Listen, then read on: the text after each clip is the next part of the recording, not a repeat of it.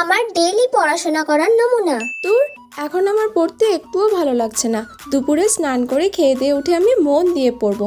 এখন আমি উঠে পড়ি। দুপুরে? এখন তো এইমাত্র ভাত খেয়ে উঠলাম, খুব ঘুম পাচ্ছে। এখন আর পড়তে একটুও ভালো লাগছে না। বিকেলবেলা আমি ঘুম থেকে উঠে তাড়াতাড়ি পড়তে বসে পড়বো।